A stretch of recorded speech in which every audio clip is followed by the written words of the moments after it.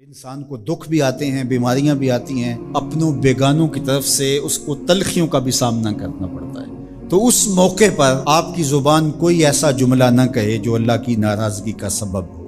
غم تو پہنچتا ہے اور غم سے انسان متاثر بھی ہوتا ہے۔ یہ تو نہیں ہے کہ ایک تکلیف پہنچے۔ غالب نے کہا تھا روئیں گے ہم ہزار بار کوئی ہمیں ستائے کیوں۔ تو جب سینے میں دل ہے تو کوئی دکھ دے گا تو دکھی ہوگا، دل بے چین ہوگا۔ تو فرمایا کہ جب تکلیف پہنچے تو مدد کس سے طلب کرو؟ صبر سے، کہ اللہ مجھے توفیق صبر دے۔ روایت ہے کہ سلمان رضی اللہ تعالی عنہ حاضر ہوئے اور ان کے چہرے کے اوپر کوئی ایسے آثار تھے کہ جس طرح بہت بڑی پریشانی ہو۔ تو ان کو کہا کہ تمہارا جو دکھ ہے وہ اس کو کہو جو دکھ کا مداوع کر سکتا ہے، غم اسے کہو جو غم خار ہو، جو غم خار ہی نہ ہو اسے غم کہنے کا فائدہ۔ بعض اوقات لوگ خام خواہ بے چین ہوتے کہ میں کوئی پوچھے تمہیں کیا ہے، چہرے کے اوپر جو ہے وہ خشونت سجائے، چہرے کے اوپر جو ہے وہ اداسی سجائے۔ آپ کو صدمہ پہنچے تو بعض اوقات ٹھیک ہے، انسان بے بس ہو جاتا ہے، اس کے چہرے بچھرے سے اس کا ظہور بھی ہوتا ہے، لیکن کچھ ایسی چیزیں جو چھپائی جا سکتی ہیں اس کو چھپائیں۔ ہنس کے پی جا تلخی ایام کو ناصر، غم کے سہنے میں بھی قدرت نے مزہ رکھا ہے۔ غم برداشت کریں، اندر اتار دیں اس کو، اس کا اجر رکھا گیا ہے، اس کا صلہ بتایا گیا ہے۔ تو ہر چھوٹی چھوٹی بات کو لوگوں سے شیئر کرنا یہ نہیں ٹھیک ہے۔ کبھی آپ کوئی ایسی بات ہو آپ کر بھی سکتے ہیں، لیکن ہر وقت جو ہے وہ اکتائے ہوئے رہنا اور میں پریشان ہوں، میں پریشان ہوں، میں دکھی ہوں، میں دکھی ہوں، تو کیا وہ دکھ ختم ہو جائے گا؟ لوگ مہندی سجائیں گے تیرے لہو سے، لوگ مہندی سجائیں گے تیرے لہو سے، زخم دل کے نہ دکھاؤ کسی کو۔ لوگ تو اس سے طرح مذاق بھی اڑائیں گے، اور جب تم ہنستے ہو تو زمانہ تمہارے ساتھ ہنستا ہے، اور جب تم روتے ہو تو زمانہ تمہارے ساتھ نہیں روتا۔ اس لیے یہ آنسو بڑے قیمتی ہیں، وہی بہاؤ جہاں شان کریمی موتی سمجھ کے چن لے۔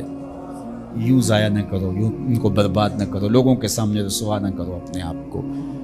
تو صبر کے دامن کو تھامو، ایک تو تلقین یہ کی گئی، اور دوسرا کہا والصلاۃ، اور نماز کے ساتھ اللہ سے مدد طلب کرو۔ حضور علیہ السلام جب بھی کسی مشکل میں مبتلا ہوتے تو حضور نماز کے لیے کھڑے ہو جاتے، اور میں نے خود کئی مرتبہ تجربہ کیا ہے، جب کوئی تکلیف پیدا ہو تو آپ نماز پہ کھڑے ہو جائیں، تکلیف میں تخفیف پیدا ہو جاتی۔ اور بدر سے سخت دن کیا ہو سکتا تھا جب کافر پورے لاؤ لشکر کے ساتھ آ گئے، اور حضور کے لیے عریش ایک چھپر بنا دیا گیا، اور آقا کہیں وہاں مصلی بچھائے ہیں اور رب کے حضور کھڑے ہیں۔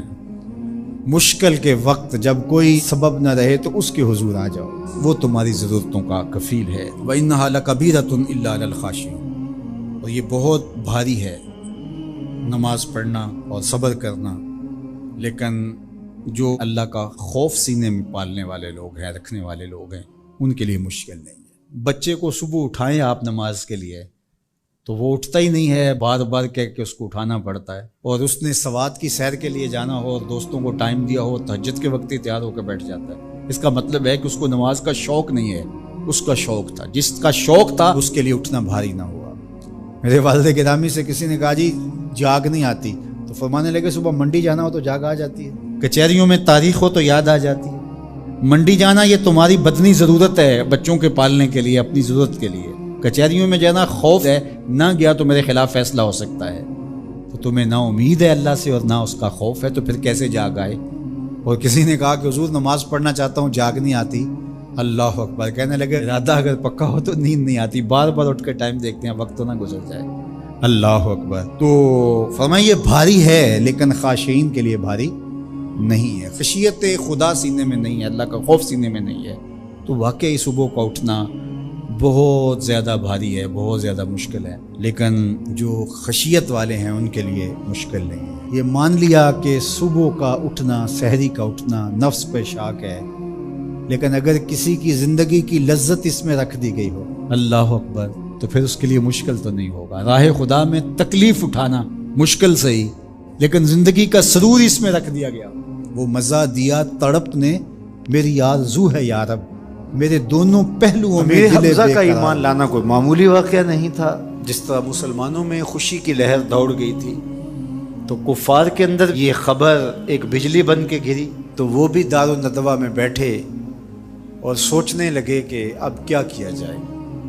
آج ایک حمزہ بن عبد المطلب گئے ہیں، کل کوئی اور چلا جائے گا تو یہ تو طاقتور ہو جائیں گے، عمر بن خطاب مجلس میں موجود تھے. کہا تم قصہ چھوڑو، یہ کام میرے ذمہ رہا، میں بانی اسلام کی زندگی کا چراغ ہی بجھا دیتا ہوں. روز روز کا قصہ ہی تمام ہوتا ہے. تلوار حمائل کی اور ارادہ قتل سے گھر سے نکلتے ہیں. تقدیر ہنس کے کچھ اور ہی بول رہی ہے. سودا لینے کے لیے بازار گئے، سودا لینے کے لیے بازار گئے، ہاتھ اس کے بکے جس کے خریدار گئے. تلوار حمائل کی ہے، بانی اسلام کی زندگی کا چراغ بجھانے کی آرزو ہے. گھر سے نکلتے 22 سال کی عمر ہے، جوانی ہے، بانکپن ہے، چہرے پہ جلال ہے. خطاب کا جری جواں بیٹا ہے. راستے میں ایک صاحب ملے، دیکھا اور کہا کہ کیا تیور ہیں اور ارادے کدھر کے؟ کہا چراغ اسلام بجھانے جا رہا ہوں. کہا اس کی روشنی تو تمہارے گھر میں بھی پہنچ گئی ہے. پوچھا کیا ماجرا ہے؟ کہا تمہاری بہن فاطمہ بنت خطاب اور تمہارے بہنوئی سعید وہ بھی اس آقا کے غلام بن گئے. بس غصے میں بہن کے گھر پہنچتے ہیں اور دروازے کو دستک دیتے ہیں. اندر قاری قرآن ان کو قرآن سکھا رہا ہے. اہل خانہ سمجھے عمر آئے ہیں اور تیور بھی اچھے نہیں ہیں. قاری کو کہیں گوشے میں چھپا دیا اور دروازہ کھولا. دروازہ کھولنے کی دیر تھی کہ بہن پہ ٹوٹ پڑے، مار دھاڑ شروع کر دی. تم سابی ہو گئی ہو، تم نے آباء و اجداد کا دین چھوڑ دیا ہے. مار مار کے ان کو لہو لہان کر دیتے ہیں. تو بہن بولتی ہے عمر سنو، تم خطاب کے بیٹے ہو نا، میں بھی خطاب کی بیٹی ہوں، میں بھی اپنے موقف سے ہٹنے والی نہیں ہوں. حیرت زدہ ہو جاتے ہیں کہ اس عورت کے اندر یہ بجلیاں کیسے آ گئیں. تو سوچنے لگے اور کہا اچھا جو تم پڑھ رہے تھے مجھے بھی سناؤ. کہا تمہیں پہلے غسل کرنا ہوگا. عمر بدن دھو رہے ہیں، میرا رب دل دھو رہا ہے. اتنے میں قاری قرآن کے ورق لے کے آ گیا اور تلاوت ہوتی ہے طٰہٰ ما انزلنا علیک القرآن لتشقیٰ. اے 14ویں کے چاند محبوب، ہم نے قرآن اس لیے نازل تو نہیں کیا تھا کہ آپ مشقت میں ہی پڑ جائیں. تلاوت ہوتی جا رہی ہے، عمر کی آنکھوں سے آنسو ٹپکتے چلے جا رہے ہیں. کہا عمر کی عمر برباد ہو گئی، چلو مجھے حضور کی چوکھٹ پہ لے چلو. اللہ اکبر. دار ارقم میں حضور تشریف فرما تھے. تلوار اس طرح حمائل کی ہوئی ہے اور اسی حالت میں حضور کی دہلیز پہ جا رہے ہیں. دروازے کے سوراخوں سے دیکھا صحابہ نے، کہا کہ عمر آ رہے ہیں، تلوار ہے ہاتھ میں. تو حضرت امیر حمزہ نے کہا گھبرانے کی ضرورت نہیں ہے، اگر ارادہ خیر سے آ رہے ہیں استقبال کریں گے، خوش آمدید کہیں گے، بٹھائیں گے، عزت دیں گے. اور اگر ارادہ اچھا نہیں ہے تو اسی کی تلوار سے اس کا سر کاٹیں گے. دروازہ کھلتا ہے، عمر حضور کے سامنے آ کے بیٹھتے ہیں اور میرے حضور کہتے ہیں عمر ابھی وہ وقت نہیں آیا کہ تم اسلام لے آؤ. اور یہی وقت تھا عمر کے اسلام لانے کا. حضرت عمر کلمہ پڑھتے ہیں اشہد ان لا الہ الا اللہ وحدہ لا شریک لہ واشہد ان محمدا عبدہ ورسولہ. جو ہی عمر کی زبان سے کلمے کی صدا سنتے ہیں صحابہ، اتنے زور سے اللہ اکبر بے ساختگی میں کہتے ہیں مکے کی گلیاں گونج اٹھتی ہیں. اللہ اکبر. اب ایمان لانے کے بعد جناب عمر حضور سے پوچھتے ہیں کہ حضور ہم حق پہ نہیں ہیں. فرمایا ہم حق پہ ہیں، اللہ کا دین سچا نہیں ہے.